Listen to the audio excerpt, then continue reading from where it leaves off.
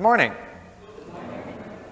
Welcome to everybody who's here, to those who are joining us online, to our elect who are preparing for the sacraments of initiation at Easter and at Pentecost. It's good to be with you. So Jesus says 4 things at the end of this gospel. What can we make of them? Roll away the stone. If you believe, you will see the glory of God. Lazarus, come out. I was waiting all week to get to say that. And untie him and let him go. We can imagine ourselves, anytime we do this, we read the Gospels or we hear the Gospels, we can imagine ourselves in the place of the Gospel when it's happening, perhaps as one of the people there. But I think this Gospel, it doesn't really take a lot of imagining.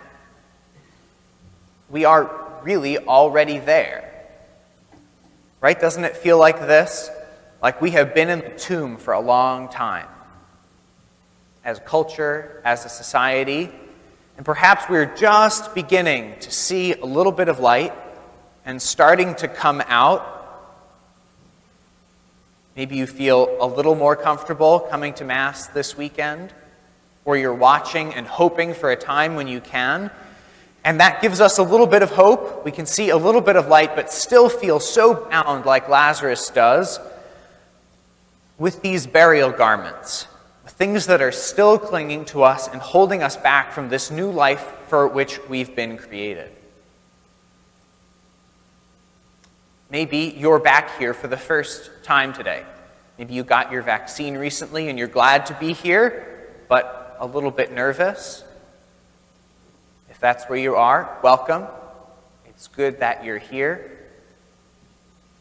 Maybe some of us have somebody in our life who is sick, who just this week got very sick, or has died recently.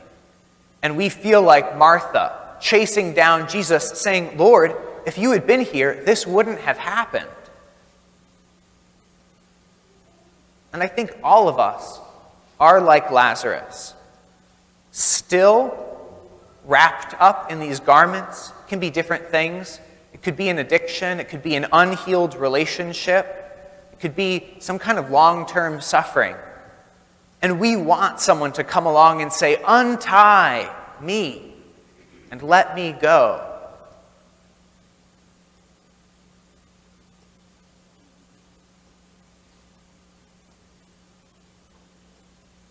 Jesus, when he heard that Lazarus died, wept. It's the shortest sentence in the New Testament. And Jesus wept. And when people saw him weep, they were moved. The people who watch him weep, they say, see how he loved him. It can be difficult to imagine Jesus' pure and constant gaze on us, but if we could see it, that is what we would say. See how he loves me. If you could see, right, yes, exactly. If you could see the way he's gazing at the person sitting next to you, that's what you would say. See how he loves him.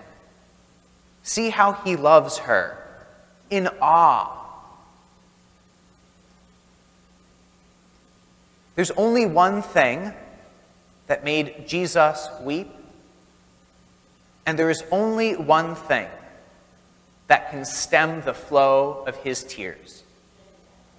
He wants us back. How does he want you back?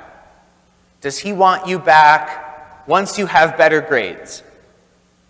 Does he want you back once you're fixed? Does he want you back once you like the way you look?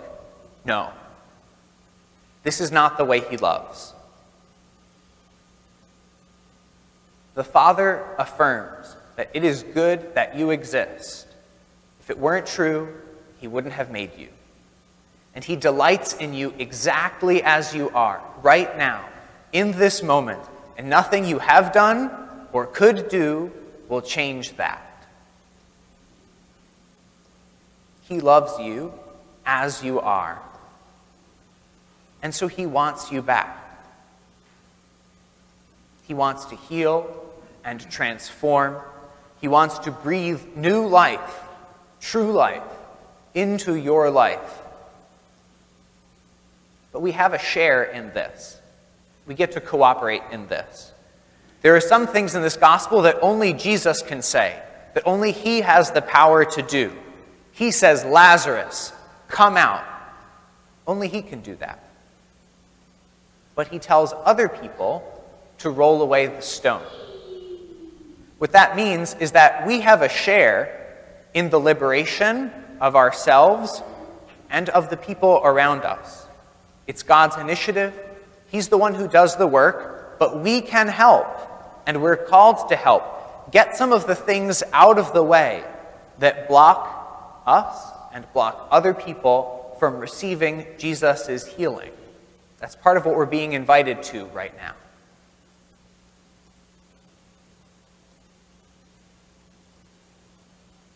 If this were just words, if this were just something that some guy told you at 9:30 on a Sunday morning when you're thinking about breakfast,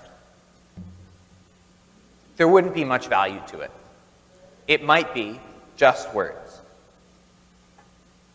But it isn't. Jesus came and lived this life with us, knowing he was going to die. He suffered and was in a tomb like Lazarus for 3 days. And he came out through the power of his Father, not to die again like Lazarus eventually died again, but to live a risen and eternal life. That's what we're going to commemorate in 2 weeks when we celebrate the Triduum, when we celebrate these baptisms and confirmations that will happen. This new and eternal life, a life deeper than the life that we're aware of, a life that goes deeper than biological life and death, that permeates everything.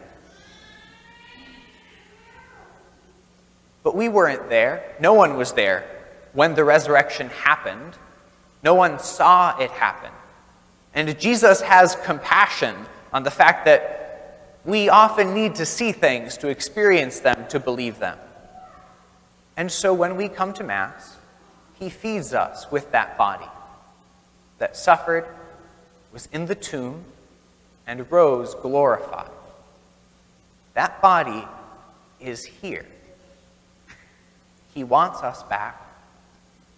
He has our back, and he gives himself always, always and again, back to us.